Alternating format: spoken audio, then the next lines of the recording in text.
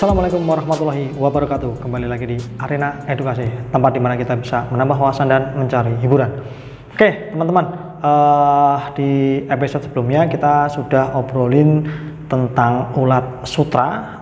Mohon maaf sebelumnya yang di episode yang kemarin ini ya, itu konsep obrolannya dengan penggiat ulat sutra Pak Teguh dan Pak Moko ya, di ulat sutra Mandiri Boyolali itu tidak maksimal, tidak terkonsep. Memang harus kami akui seperti itu, karena memang tidak disengaja kami pas mampir ke sana, ya udahlah obrolannya setiap ke sana banyak obrolan-obrolan yang daging, banyak obrolan-obrolan yang bermanfaat, banyak ilmu-ilmu yang didapat, sehingga untuk mengabadikan itu kami rekam. Sehingga dengan tanpa menggunakan mic, jadi hanya pakai kamera biasa aja yang tanpa mic, sehingga kualitas audionya juga tidak tertangkap dengan maksimal. Oke, kali ini kita akan bahas penetasan cara penetasan ulat sutra ya, dari telur ditetaskan menjadi ulat dengan cara yang sederhana. Bagaimana selengkapnya? Simak terus video ini sampai habis.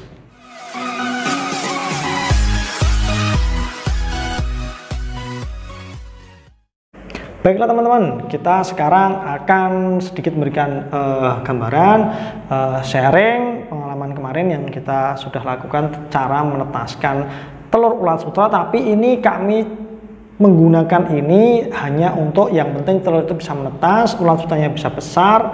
Tujuannya ulat sutranya itu nanti untuk pakan reptil, karena di kami ya, bukan untuk dibudidayakan, bukan untuk diambil konnya, sehingga pasti sangat berbeda dengan penetasan-penetasan yang sudah profesional yang dilakukan oleh Pak Teguh dan Pak Moko di ulat sutra Mandiri, atau Pak Anto di Jamtra Yogyakarta. Itu wah, beliau sudah sangat profesional, sudah sangat pengalamannya juga cukup banyak. Kami hanya sharing cara sederhananya saja, seperti itu teman-teman.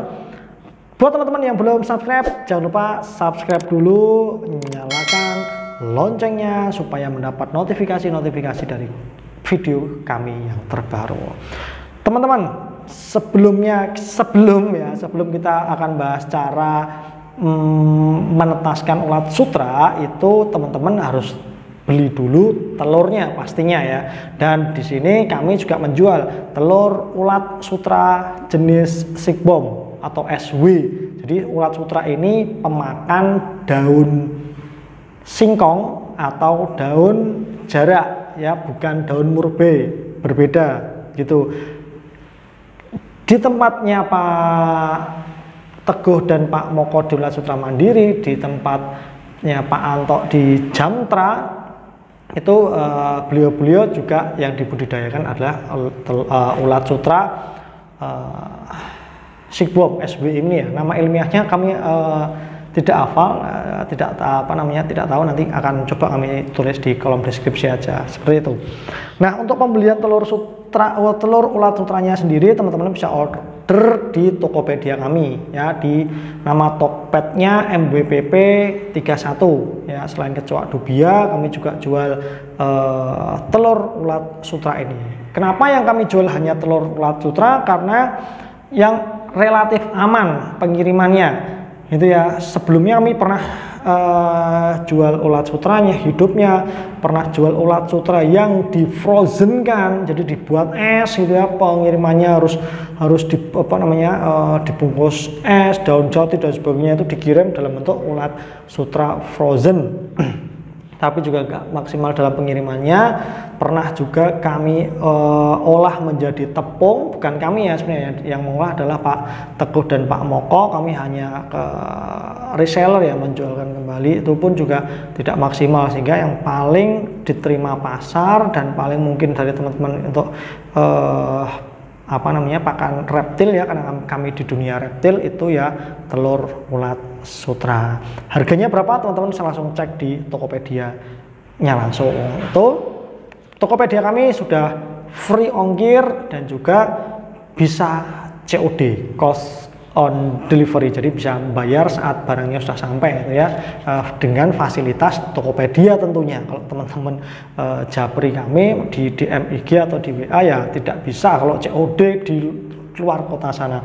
Dan keistimewaannya atau keunggulannya atau amannya dari kami ngirim telur itu, telur ini dikirim dalam kemasan seperti apa aman, tapi kami biasanya tetap kami masukkan dalam toples ya, baru dibungkus lagi kardus, tidak langsung kami amplop atau kertas langsung dikirim, tidak ya, kami masukkan ke toples, sehingga ya alhamdulillah relatif aman sampai kemarin. Terakhir kami kirim paling lama itu kemarin ke Luwu itu Sulawesi Tengah kalau tidak salah, mohon maaf Mas siapa kami lupa ya nama bayarnya, karena memang cukup lama di jalan, sampai 5 hari di jalan, buyer sudah ya apa ya, protes atau apa ya, banyak chatnya, banyak disampaikan ini gimana sih ikan, tapi protesnya bukan pada kami, protesnya kepada Tiki, kenapa kok ke Makassar dulu, dari Makassar masih delay terbang ke Palu gitu dan sebagainya. Kami juga nggak tahu, karena memang saat itu kami tidak berani garansi, karena kami lihat itu memang perjalanannya apa namanya cukup jauh dan durasi waktunya cukup lama, kami tidak berani garansi, tapi si buyer tetap ya udahlah tetap kirim, enggak apa-apa, enggak garansi, ya sudah kita kirim, tapi ternyata ada keterlambatan dari ekspedisi pengirimannya, dan itu juga kami nggak bisa berbuat apa-apa kalau sudah berkaitan dengan pengiriman. Nah itu teman-teman, tapi ya itu ketika datang pun masih dengan mungkin kecewa ya, karena perjalanannya lama. Ketika datang difotokan ke kami, ini Mas packingannya sama Tiki dibungkus rapat gitu ya, di plastik lalu dilakban rapat, ini gimana ya. Saya jelaskan, kami jelaskan kalau tenang Mas, selama itu belum menetas, selama masih telur mau dibungkus rapat, mau tidak ada udara, mau kedap udara, itu insya Allah aman. Dia mau diinjek-injek, mau dipites, telur kupu-kupu itu aman dan kuat. Kenapa ya? Karena masih di dalam telur gitu ya, masih dapat nutrisi-nutrisi di telurnya. Tapi memang ketika kalau sudah menetas kan perlu makanan dari luar lah, itu memang perlu udara ya, itu memang nggak bisa kalau dikasih kedap udara, sehingga kami pengirimannya hanya telurnya saja. Kalau ulat sutranya kami tidak berani. Ulat sutra itu pengiriman sehari saja sudah banyak yang mati. Meskipun kami sudah ngirim cara packing ulat sutranya itu ya tidak sembarangan ya. Kami kasih apa namanya jaring-jaring supaya ulat sutranya tidak tumpuk-tumpukan. Kami kasih makan yang banyak. Tapi ya kalau sehari sih masih aman ya, masih bisa sampai tujuan dengan tapi itu tadi apa namanya tidak bisa sekilo ya, minimal 2 kilo, bisa sampai 3 kilo karena harus besar. Kalau kecil nanti uyak-uyakan nanti mati sampai tujuan. Nah, itu sedikit sharing tentang telur ulat sutra yang akan kita teteskan, supaya teman-teman juga tahu juga bagaimana sih karakteristik kenapa yang dikirim justru telurnya. Seperti itu teman-teman. Selanjutnya teman-teman, cara menetaskan sederhana, ini salah satu contoh medianya aja. Ini namanya kalau di tempat kami tampah ya, atau apa di teman-teman ini anyaman dari bambu, belakangnya ini kan bolong-bolong ya. Nah sehingga sirkulasi udaranya cukup baik gitu, jadi cukup ditaruh di sini aja ya telurnya, atasnya ditutupi kertas, udah nanti sampai tanggal waktu menetasnya nanti dibiarkan gitu aja. Sesekali perlu dispray, tapi jangan terlalu banyak, yang penting spray, yang penting kelembapannya tinggi gitu aja, jangan terlalu banyak itu. Nah ketika nanti sudah menetas itu nanti baru diberi pakan. Bagaimana untuk medianya dulu ya, atau tempatnya dalam penetasannya. Jika tidak punya tempat seperti ini, teman-teman bisa gunakan, kalau yang simple atau ringkes ada di samping itu foto tempatnya Pak Teguh dan Pak Moko ya di Ulat Sutra Boyolali. Itu sederhana ya, jaring-jaring hitam itu dipaku atau dikasihkan pinggirnya itu dilis dengan kayu reng ya, kayu yang kecil itu, udah gitu aja, taruh situ, atasnya dikasih pakan seperti itu. Yang penting sirkulasi udaranya kalau bawah sama atas bagus, itu dia akan maksimal untuk tumbuh konnya itu. Kalau misalnya ditaruh di box gimana? Box plastik, CB container, Kami tidak menyarankan untuk itu, tapi kalau memang teman-teman adanya cuma itu, ya wes gimana lagi gitu. Kalau bisa itu tempatnya pokoknya yang bawahnya itu sirkulasi udaranya baik. Ya kayak gini kan enak ya, taruh atasnya gini. Ini misalnya taruh di tali, digandul-gandulkan gini ya, digantung ya. Itu lebih baik, udaranya sirkulasi udaranya maksimal sehingga nanti penetasannya sampai pembesarannya juga maksimal. Itu penetasannya. Kemudian setelah menetas, ini yang paling penting, siklus hidup ulat sutra itu 3 1 3 1 3 1 3 1 sampai menjadi kepompong. Kenapa 31? Karena MWBP 31. bukan. Kenapa 31 ya? Memang itulah siklus hidup ulat sutra ya, atau instar ya. Jadi dia itu 3 hari makan. Kemudian setelah makan 3 hari itu dia akan tidur selama 1 hari. Dia nggak makan, dia nggak gerak. Nah yang paling penting yang ini nih, ketika dia nggak makan dia itu ketika tidur jangan diganggu sama sekali. Jangan dipegang, jangan diuyak-uyak, jangan dikasih makan, jangan makannya yang ini diambil terus diganti yang baru, jangan. Ketika saat tidur biarkan. Nah makanya yang paling sering gagal itu di fase ini, fase kecil ini. Apalagi kalau baru ini start 1 itu udah sering keganggu, udah nggak besar mati.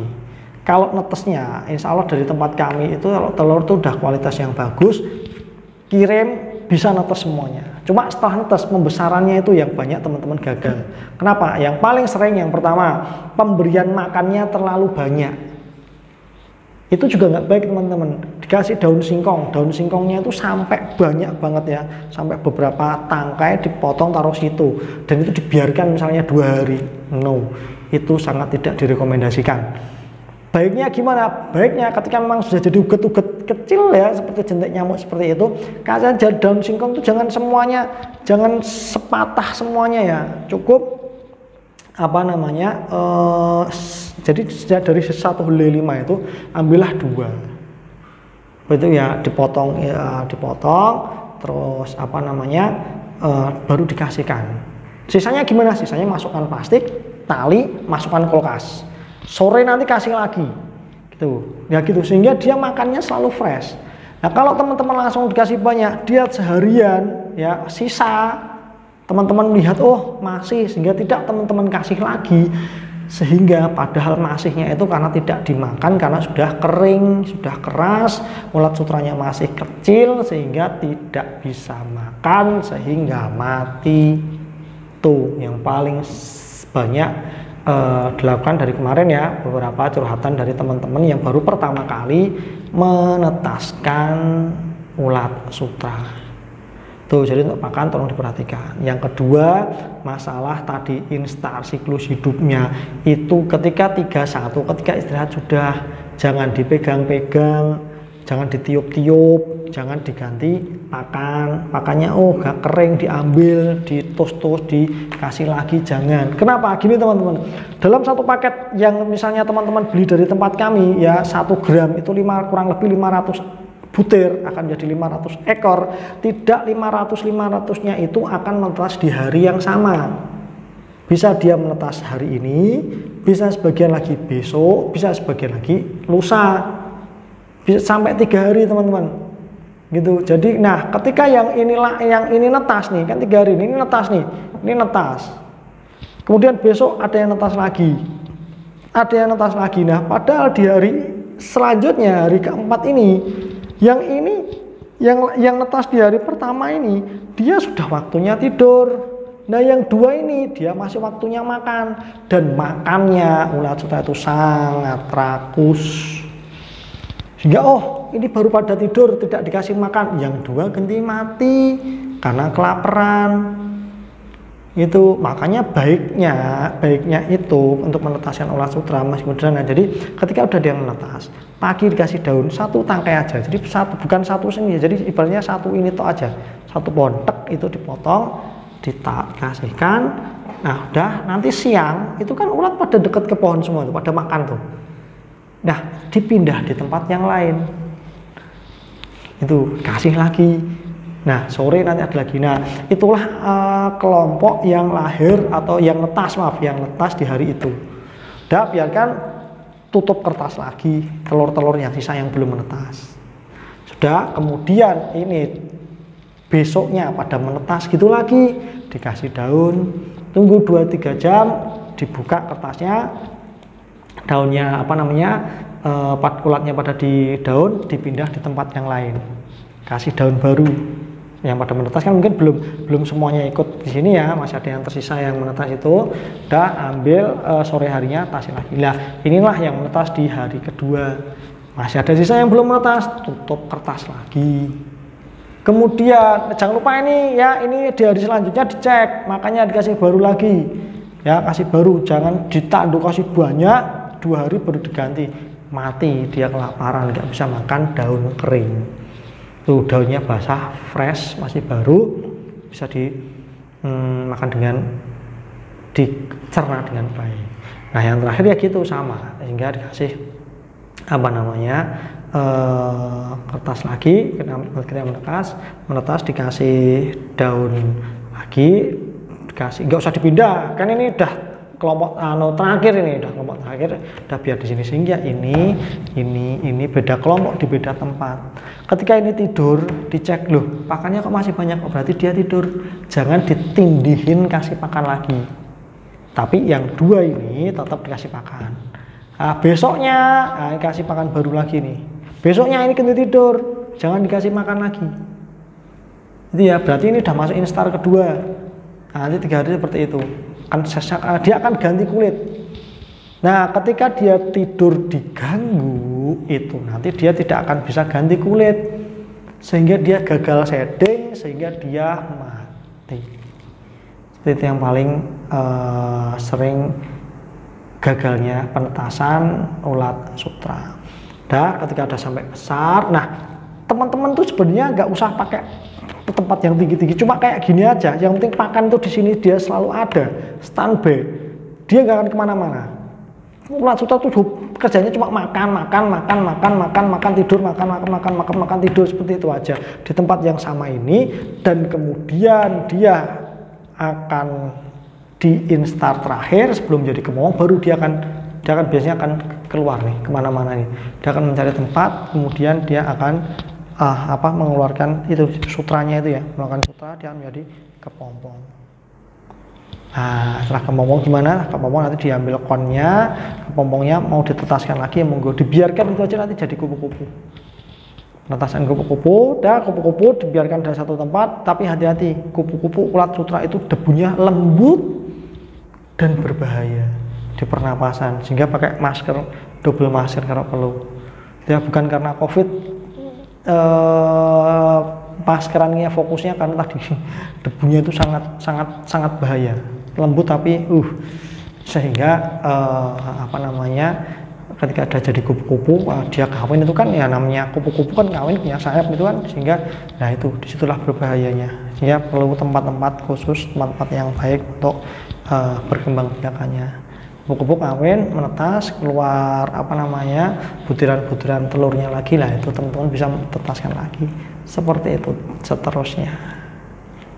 Itu teman-teman cara sederhana menetaskan telur ulat sutra. Banyak diantara konsumen kami, banyak diantara buyer kami yang menanyakan cara ini, sehingga kami harus menjelaskan lewat tulisan yang panjang lebar, tidak bisa memberikan penjelasan yang maksimal. Semoga video ini bisa memberikan penjelasan yang maksimal. Buat teman-teman yang mau tanya atau ada yang mau diralat dari pernyataan kami, tulis di kolom komentar. Insya Allah kami terima kok masukan dari teman-teman, karena kita sama-sama belajar di sini.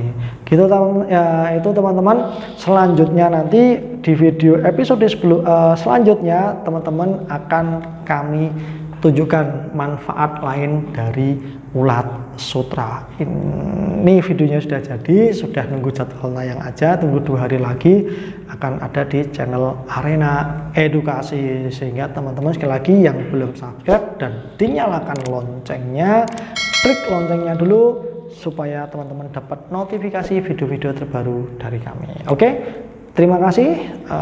Video ini semoga bermanfaat untuk teman-teman yang lain, dan juga jangan lupa ketik tombol jempol ke atasnya, like video ini.